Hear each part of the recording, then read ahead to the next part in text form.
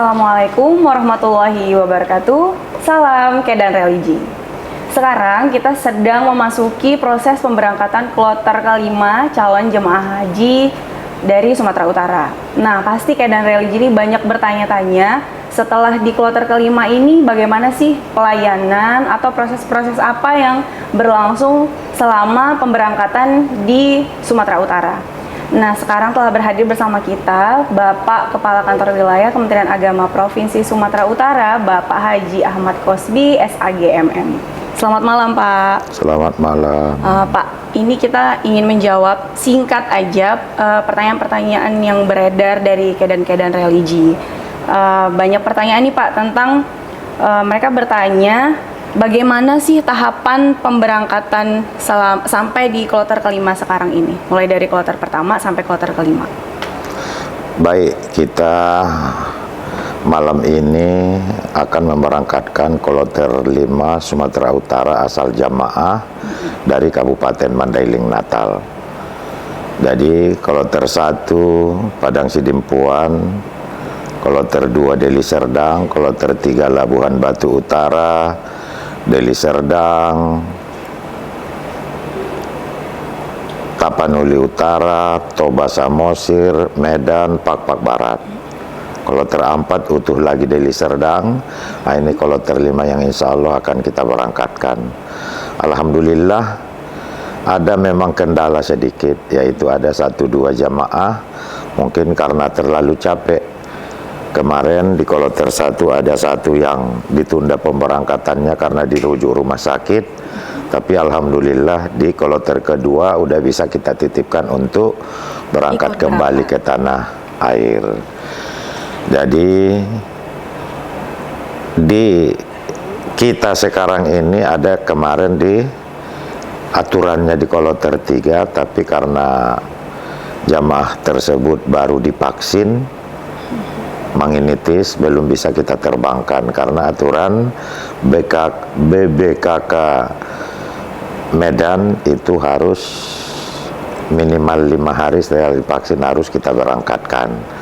Dan dia udah kita siapkan, Bapak Ibu ini suami istri kebetulan di kloter 13. Tapi kemungkinan akan tetap berangkat? Tetap akan berangkat. Jadi insya Allah kita semua sampai di kloter 5 ini akan memberikan tetap menerima jamaah itu, melayaninya sepenuh hati. Nah, Kedan Religi, terus banyak lagi nih tentang pemberangkatan sudah ya kan, Pak. Nah, terus ada yang istimewa dari prosedur tahapan pemberangkatan yang ada di Sumatera Utara. Nama istilahnya itu adalah one stop service. Nah, itu sebenarnya apa, Pak?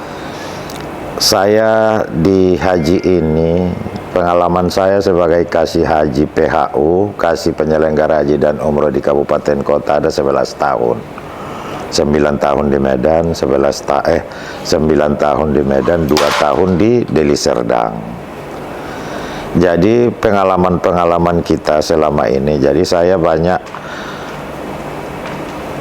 mengikuti proses penyelenggaraan ibadah haji ini baik di embarkasi ataupun di Arab Saudi. Jadi semuanya kita lihat jamaah ini ketika sampai di asrama haji butuh mereka kita tenangkan, kita nyamankan, kita damaikan, kita santai-santaikan. Jadi mereka kita manjakan di sini sebelum berangkat karena mereka di asrama haji ini dikarantinakan. Jadi hubungan dengan keluarga, hubungan dengan sahabat, tandai tolan semuanya menurut kita cukup disempurnakan di rumah ketika pemberangkatannya ataupun syukurannya. Setelah sampai di asrama haji ini sudah tanggup jawab P2IH atau P3IH, panitia penyelenggara embarkasi. Nah, di sini kita layani mereka. Ketika masuk asrama, kita terima di aula penerimaan, di situ kita layani, itu yang disebut dengan one stop service. Nah, kenapa seperti itu? Supaya tidak berulang-ulang lagi kerjaan yang kurang bermanfaat kepada mereka. Contoh? Di sana kita kasih obatnya, kita kasih identitas gelang hajinya, kita kasih paspor plus tiket dan boarding, kemudian kita kasih living cost, ada Langsung souvenir, semua itu langsung dikasih semua. Jadi setelah diterimanya, diantar ke kamarnya di asrama atau di hotel, mereka tinggal nyantai nyaman menunggu sampai berangkat, proses pemberangkatan. Nah, kalau selama ini tidak seperti itu. Kita terima, udah diterima, ke sana urus lagi gelang, ke sini urus lagi yang lain-lain. Berarti baru pertama kali ini ya Pak? Ini sebenarnya kita lakukan yang ketiga. Oh ya, udah tahun yang ketiga. Udah tahun yang ketiga. Intinya itu memanjakan jamaah. Memanjakan jamaah, supaya pas nanti pemberangkatan sampai di sana udah rileks dulu. Udah rileks, udah nyaman, udah nyantai. Ah, itu gunanya. Jadi itu adalah salah satu keunggulan dari pelayanan yang diberikan. Tidak hanya di Sumatera Utara saja ternyata Kedan Religi, karena ini merupakan program dari Kementerian Agama, namun di Sumatera Utara juga ini udah 3 tahun diberlakukan ya Pak. Nah terus ini ada pertanyaan lagi Pak, katanya apa sih sebenarnya murur dan tanazul itu? Jadi murur ini program yang bagus untuk jemaah kita, jemaah Indonesia. Kenapa? Untuk mengurangi kepadatan di Musdalifah. Jadi dari Arafah ke Musdalifah itu busnya taroddud, pulang balik, jemput lagi, antar jemput lagi. Jadi jalan itu sekitar lebih kurang 4 km jarak, tapi bisa kita sampai nanti 3-4 jam, 5 jam karena macet total. Dari Musdalifah ke Mina itu pun seperti itu selama ini.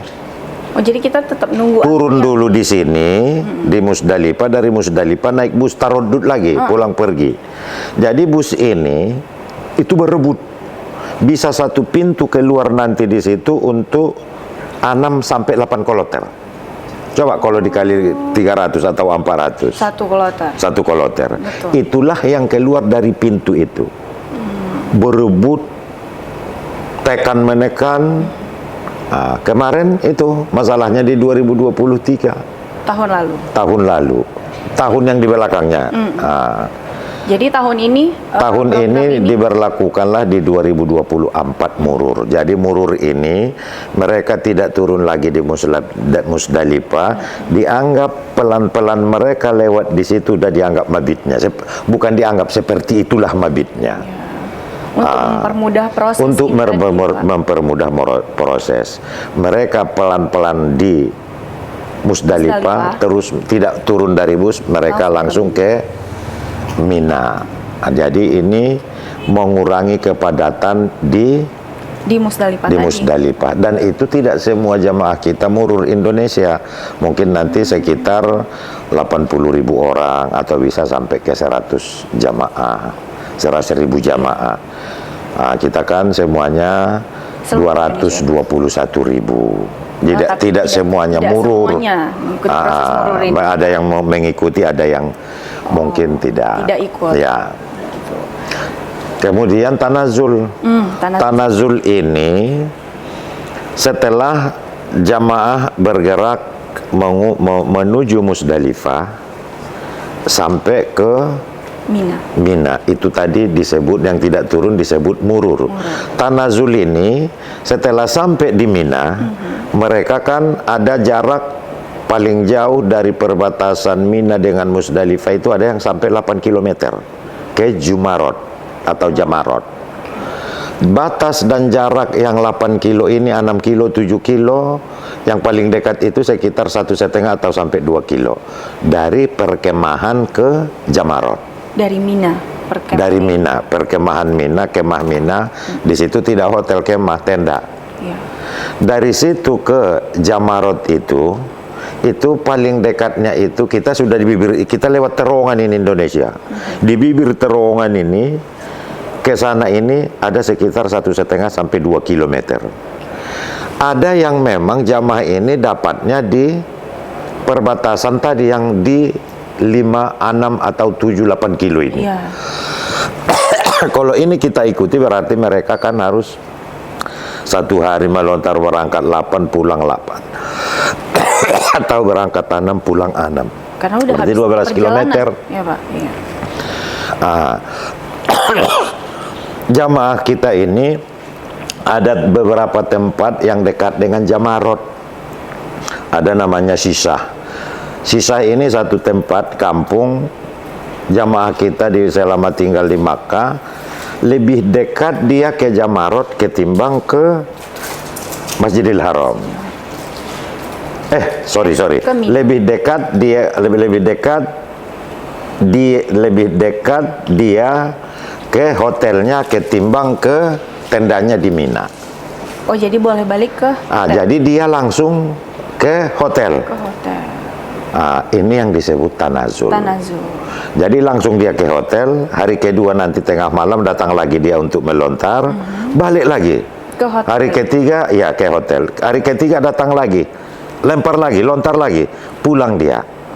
Nah, kalau dia pulang setelah melontar ke tenda di Mina, ini mau 8 kilo.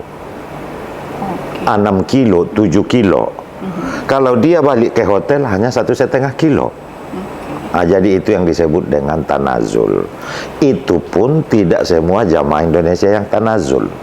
Iya, karena ada yang dekat tadi. Ada yang dekat. Kalau dia misalnya macam kita tahun ini Sumatera Utara tinggal di Jarwal, itu dari Jamarot ini itu mungkin sudah di atas jarak 6 atau 7 kilo.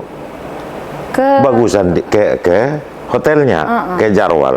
Bagusan dia pulang ke tenda karena cuma 2 atau 3 kilo. Iya.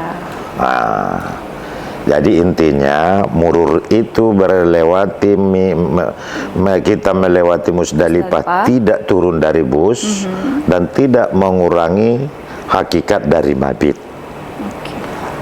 Kemudian yang disebut dengan tanazul, habis melontar Jamarot langsung ke hotel, penginapan, tidak pulang lagi ke tenda. Jadi itu yang disebut dengan murur dan tanazul.